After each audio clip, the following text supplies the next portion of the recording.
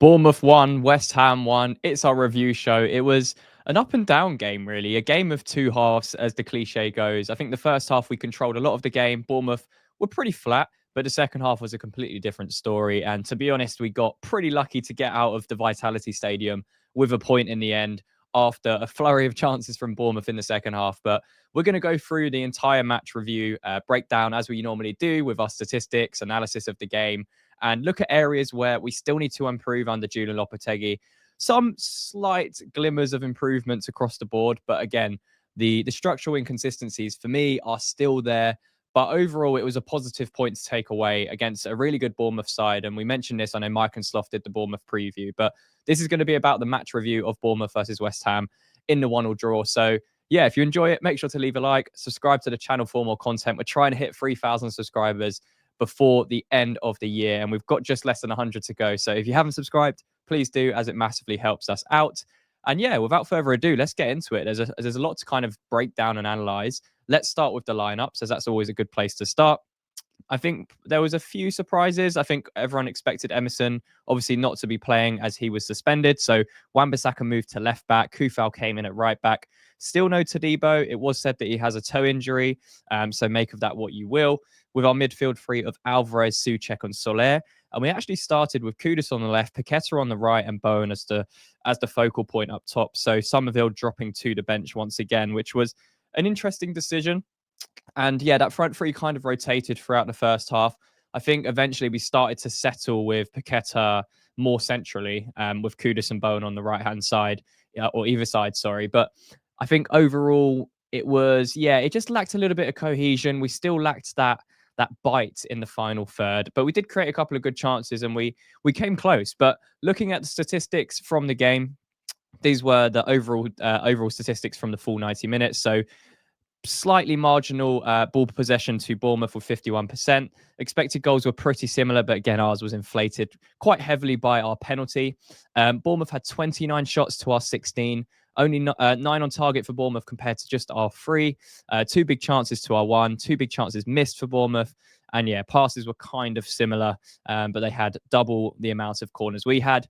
When we break this down into the halves, that's where you'll see the differences.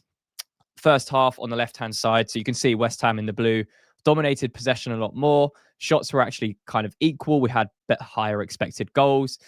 We had the same amounts of shots on target, but again, you can see here we were putting together more passes. We were slightly more dominant in possession. We had one more corner. We were just controlling the game a little bit better.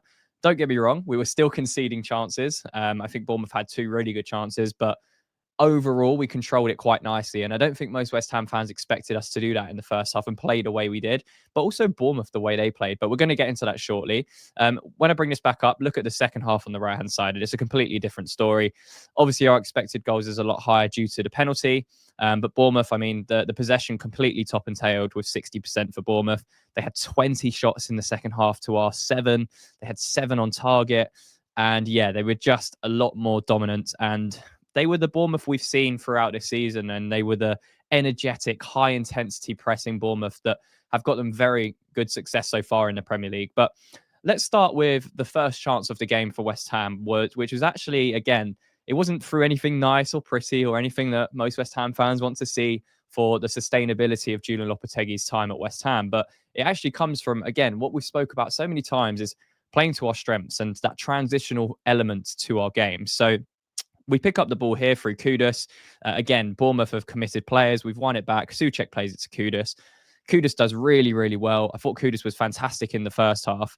And you can see here, he's just driving at the opponents, plays into that middle space. And this is what I like about Bowen. I do believe he's better on the right wing, but he has got the intelligence to play as a striker in these positions because he can find really good areas like this where we are transitioning and he just makes that run in between. And Kudus finds him with a fantastic pass.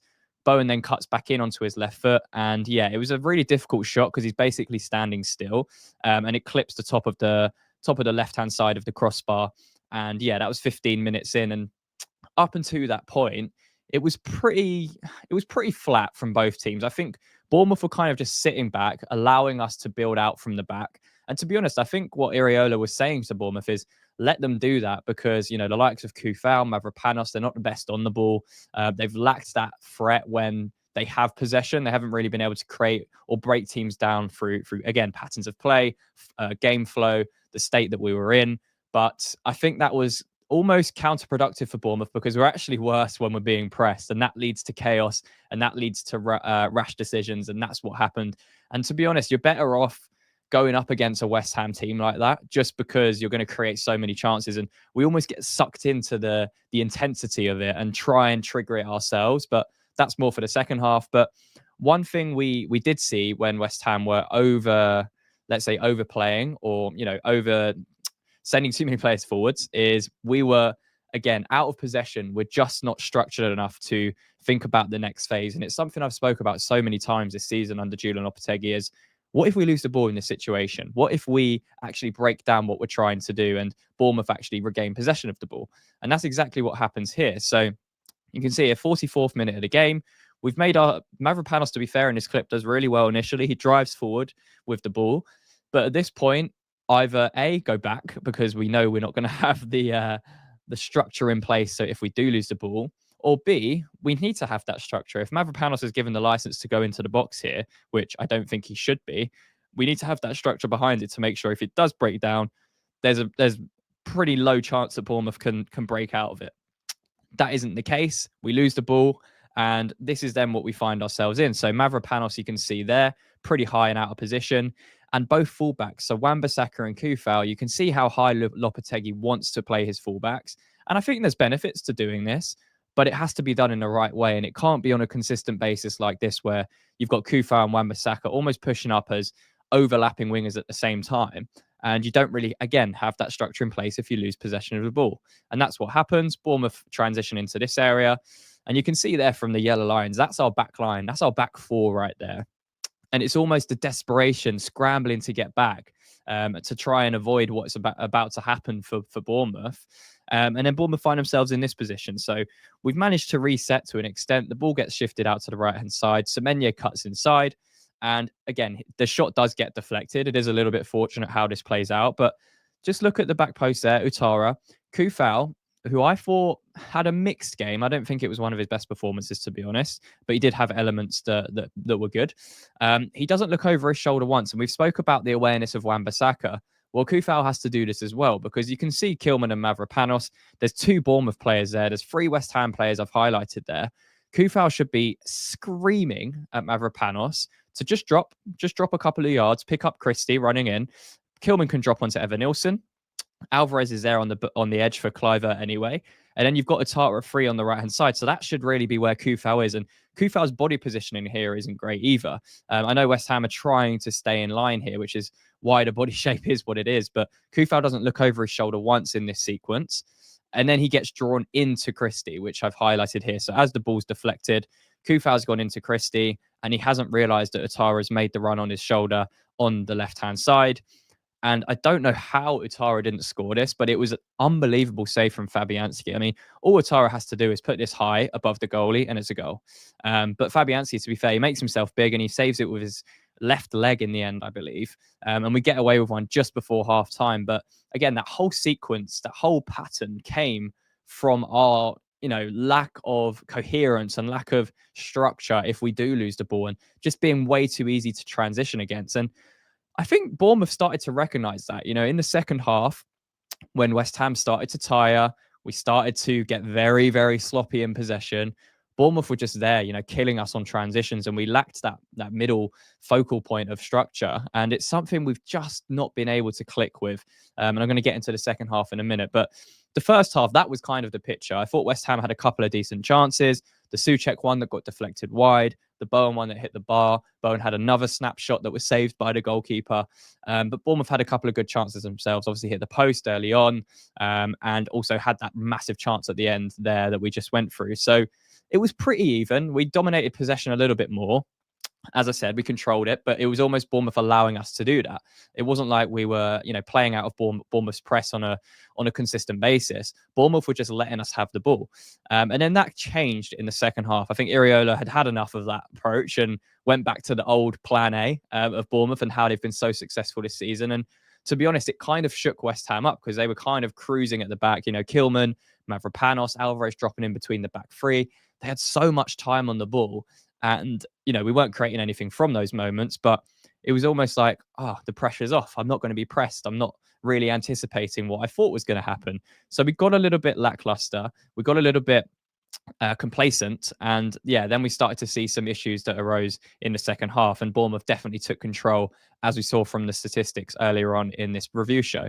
But this is the sort of thing that Bournemouth were doing better. I mean, this is just 4 minutes into the second half. If this was the first half, Bournemouth are not pressing up like this. Evan Nilsson, Cliver, they are not pushing up onto our centre backs like this. And you can see there that they just went man for man, really. They pushed on Evan Nilsson, and whether Cliver, Semenyo, Utara, whoever it was, they were just pushing straight onto Mavropanos or Kilman. It seems like Mavropanos and Kufal were the triggers for Bournemouth to go. But you can see here, like, Mavropanos has the ball in this sequence, and he's forced to go back to Fabianski, and Fabianski hits it long. Now, in the first half, we were doing a lot of long balls when we didn't need to, but it was mainly from Mavropanos, Kilman, players like that. Kufal. It wasn't really Fabianski that much. He didn't need to get involved a lot. But Bournemouth just triggered that completely differently in the second half, and that's what caused us a lot of issues. And from that moment forwards, we just started to panic. And those small details in a football match will mentally affect your players. And that's exactly what happened with West Ham. We started to be extremely, extremely rash in possession. And it meant our out of possession shape was very, very poor. It was very, very weak, and it allowed Bournemouth to dominate and control possession because they could push players forward and know they're going to regain possession quite easily. Because I think Kudus in the second half was a lot worse than he was in the first half because he was just trying to do too much. I thought Bowen was similar. I thought Paqueta did okay, but overall we weren't keeping the ball well enough. I think Soler lost the ball way too many times after having a pretty good impact in the first half. Souček was sloppy. Kufal was sloppy. Wan-Bissaka was sloppy in the second half. There were so many players that I could list there that were just not good enough in possession. And it was our decision making as well. It wasn't even the fact that we were not always being pressed, like I just mentioned. It wasn't always a case of we have to go long. We were making our own decisions quite poorly in the second half. Just an example of this here. Let me take that back one, sorry. I mean, Kilman's just under absolutely no pressure here. He can just keep bringing this forward. We can get the angles from midfield, play some nice transition football, and look to play between Bournemouth's lines because they're actually out of shape a little bit here. And they've committed quite a few bodies forward. And I thought Bournemouth's midfield was pretty open, to be honest. There wasn't that dual winning midfielder for Bournemouth. And it was the same for West Ham, really. I thought Alvarez was trying to be that. But it's just decision making. I don't know why Kilman in this sort of situation decides to just punt it long, trying to go over the top, and it's easily intercepted. And then you get a result of this, where you've seen, okay, the first decision was incorrect. What's our reaction? What's our second state of play if it doesn't work? And this is always going to happen under Julian Lopetegui for what I can currently see. Alvarez, who I've pointed with an arrow there, decides to go in towards the Bournemouth player here, which is not the correct decision individually. He should be dropping back in to help his team and stop this transitional threat and try and reduce the space that their midfielders are going to have. Wan-Bissaka, who I've highlighted there, again, these are the issues that we're seeing with our fullbacks trying to go so high up, especially Wan-Bissaka. And I feel like Lopetegui's trying to encourage him to get forwards, and there's definitely positives to it, but the recovery isn't there. And the kind of the structure behind if it doesn't work just isn't there. It just leaves way too many holes when we're out of possession and teams are transitioning on us. And then we find ourselves, I mean, move it, 3 or 4 seconds forwards. We find ourselves in this situation. How many times are we going to see this in a season? Alvarez, I've circled on the left there, who's just trying to get back after sprinting in where he shouldn't have. So he could have been in this position, really. And then you've got 4-on-3 effectively because Bournemouth have transitioned with pace, with precision, and West Ham just can't deal with it. And we're not in the best structural way. And it comes from our own decision of Kilman just launching the ball forwards when he doesn't need to. And we get very lucky in this situation. Again, Wan-Bissaka's out of your shot, who I thought he does have to get up and down a lot. So I do have a little bit of sympathy for him. But defensively, he's just doesn't track back enough. He's not there to react. And it's like, oh, it breaks down. He's already pushed forward. It's like, okay, it's not really my responsibility to get back in here. I wasn't the one that lost the ball, or, it's not my job, but it is. It's a collective. And yeah, Kilman in this instance blocks the shot from Semenyo. But it was like that was the pattern of the second half. We were way too sloppy in possession of the ball. We made the incorrect decisions on multiple occasions, and we couldn't regain possession. We were extremely poor, and Bournemouth were just lapping it up. And pretty much all of Bournemouth's chances came from either like a set piece, or most of them were transitions, like I just showed you there. So Lopetegui tried to tweak it. He went to a back five, which had, yeah, I didn't agree with it because it just gave way too much space to Bournemouth to play into that midfield area, and we weren't compact enough with the back five to make it happen because we were playing a midfield pivot of Paqueta and Souček. But one positive, obviously, is Ollie Scarles came onto the pitch, and he looked pretty bright. Obviously, it's his first game and he's very young, so it will take him time, but that's also a positive that we're seeing young players like Scarles, like Casey late on in the game come on and be given that opportunity. So that was the positive I took from that. Obviously, Wan-Bissaka shifted to right wing back. Kufal went to right centre back. But again, I feel like it afforded way too much space for Bournemouth again to kind of just play how they wanted to. And yeah, the signs were there that we were just trying to shut up shop a little bit, try and neglect what Bournemouth were doing in wide areas really well, and just try and deal with any balls that came into the box and give Bournemouth that time and space on the edge of the box because we back ourselves in that situation. But there was just way too much space. And yeah, I mean, it wasn't too detrimental in the end because we came away with it with a point. But I don't think that was the right tactical switch from Lopetegui, in my opinion. I don't think we needed to do that, but we were getting killed with the back four that we were playing. So something had to change. But again, I just don't think that the difference between a back three and a back four in that situation, you're just giving Bournemouth players more time on the ball in midfield if you're going to play a back five. And, they had the quality to cause us some problems. And again, when we're playing in a back five and we're trying to transition, suddenly we've gone from a midfield three to a midfield two. Is even more space for a team to play in on transition if we do lose it. And this is just an example in the 80th minute where we're scrambling to get back. And because we're playing that back five, Paqueta and Souček, I mean, look at the space that Bournemouth have here. Like, it's just incredible. And luckily, again, Kilman is there to block it on this occasion and we get away with it. But to be honest, I want to kind of be a little bit more positive. I think the attitude of the players is there. That's not a kind of consideration of mine. I think most of the players are putting in a lot of effort. Even Wan-Bissaka, who I mentioned before, who's at times got to get back in quicker or got to make that that quick turn of pace to get back in if he's already gone forwards. But in general, I think the attitude of the players is good. I think most of them are definitely putting in a shift. It's just doing it in the right way. It's doing it in the right manner, and not, as I mentioned before, where our decision making is really poor. Where Alvarez jumps out, where Bournemouth are already transitioning. Those are the types of moments where you need to take responsibility as a player and understand a game state situation, which I don't think we do well enough. But look, it was a positive performance result. Sorry, I think the performance was a little bit better. And yeah, our first goal, obviously the penalty. I think it's a penalty. His hands up in an unnatural position. You can't do that in the Premier League. And yeah, it was definitely in an unnatural position. So Fulcrook should definitely have scored the header, but it was a penalty. Was I surprised Paqueta was going to take it? No, I thought it would be between Bowen and Paqueta. They've been our penalty takers, really.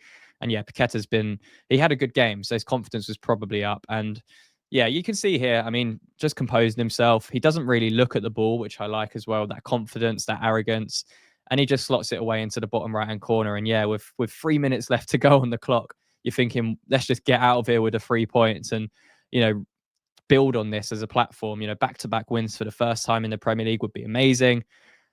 But again, our individual mistakes cost us in this game. And Mavropanos, I'm going to pay particular attention to you because I thought you had a really, really poor game. And I think you deserve criticism for this moment.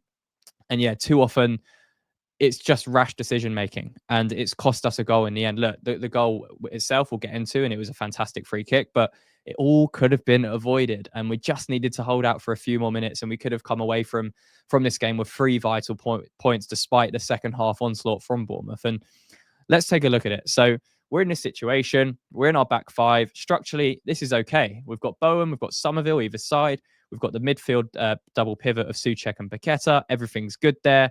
Fulcrook's obviously come to this side, so he's okay. And we're allowing a Bournemouth centre-back to just come into that space, which, to be honest, at this moment is fine because we're set, we're good, we're ready for this. But then this happens. So the Bournemouth centre-back takes one more touch inside, and in comes the Bournemouth striker, makes that little dart towards, and Mavropanos' instinct again is just to follow in with that player.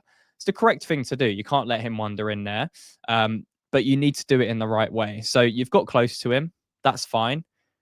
But then when you're in this position, you do not need to go in and make a rash tackle and commit a foul because, again, game state, understanding the situation. It's the 89th minute. You can see here that Bournemouth don't really have many bodies around him. So he just needs to stand him up and let him play it off to either back to the centre back, off to Billing, where we can intercept it, or back into the midfield area. Like, we really don't need to be going out flying into tackles here because Paqueta, Souček, Kilman, Bowen, Wan-Bissaka, we're all there ready to react to whatever moment this is. As long as you don't let him turn you and you stay tight, that's great defending. But going in rash, trying to win the ball there where it just didn't need to happen is frustrating. But the goal itself, I mean, it was a fantastic free kick. You can see it here. If we move it forwards one, you'll be able to see it better. I mean, it just flies into the top corner. And as you can see here, Fabianski had absolutely no chance. It was right in the top corner. It was a fantastic free kick. And to be honest, on the balance of things, Bournemouth 100% deserved that equalizer off that second half performance. And do I think a point was a fair result?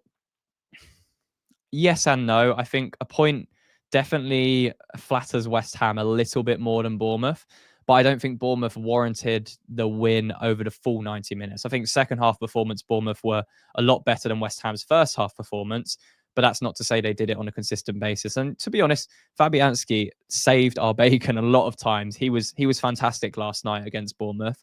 And yeah, I mean, there's a few positives to build on. As I mentioned, I think we look a little bit more confident with how we're playing. I think there's obviously positives to the type of performances we're seeing from certain individuals.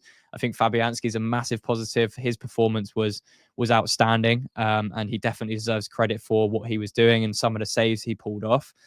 But for me, there's still the signs are there. And look, I'm not going to get excited that we've gone unbeaten in 2 games and we've got 4 points in, some pretty tough fixtures. This is a good point away at Bournemouth. Make no mistake of that. The result is great, but there's still just something there for me that just isn't working. It's not right. And we'll see if it kind of gets better. I'm going to give him a little bit of credit for coming away from Bournemouth with a point, and for the overall performance, I think it was slightly better. Second half was just full of mistakes, like individual mistakes from players, and just not being relaxed in that environment. First half, when we weren't under that pressure, a lot more relaxed, a lot more confident on the ball, linking up play really nicely. In the second half, we didn't really see that much, and it all came because Bournemouth were applying a little bit of pressure, and we just didn't know how to handle that. It's again in-game state management, building up that confidence to say, okay, we can handle this. We are West Ham United at the end of the day. We should be playing with confidence. We're talented footballers. It's not like we've got a lack of talent in the team. There just needs to be that confidence, belief, and structure behind it, and knowing when to play long, knowing when you can play, building on those moments, building in confidence, and at the end of the day, being clinical in those moments as well. But defensively, we're not good enough. That is one thing I will say. We are not good enough to sustain any like top 10, top 8 ambitions that we should be having. It's just not good enough. It's not sustainable. And the way we play is just going to continuously see these transitional threats from teams like Bournemouth. And, when we play Brighton at the weekend, that'll be an interesting game because, yeah, Brighton's game is a little bit different, but they have some, again, really fast transitional threats on the break, like Matoma, Dingra. So they've got some really high speed players that can kill us in transition. So it'll be interesting to see how we set up for that. But look, let's finish on a positive. We've come away from this with a point. It's now unbeaten in 2 games. We've got to keep building on that momentum and take that into the Brighton game before Christmas. And then, yeah, we play Southampton and Liverpool before the end of the year. So still 3 games to play before we break for 2025. Massive moment in time for Julian Lopetegui and West Ham. And I hope we can build on this point away at Bournemouth and, start to get that belief. As I mentioned, I just think it comes down to belief and, knowing when to play, but also Lopetegui has to take some responsibility here and understand that this group of players, we're just going to get killed the way he's trying to play. And, we could bring in the most dynamic Declan Rice, all of these types of midfielders, we'd still see the same issues because we don't know when to really press and we leave ourselves exposed too many times. But look, let's end on a positive. As I mentioned, we take the point. We go into the Brighton game with a little bit of confidence. Gutted that we didn't get the 3 points in the end, but fantastic free kick, and definitely Bournemouth deserved at least a point from this game, as I mentioned. But man of the match for me, Fabianski. I think he absolutely deserved it. He was fantastic, saved us throughout the game. It could have been a lot worse if he wasn't performing how he was. So yeah, Fabianski for me was the standout and definitely deserves the praise. I thought Fulkrug did okay when he came on, but again, just didn't look. He still needs to get back up to match fitness. So reserve judgment for now.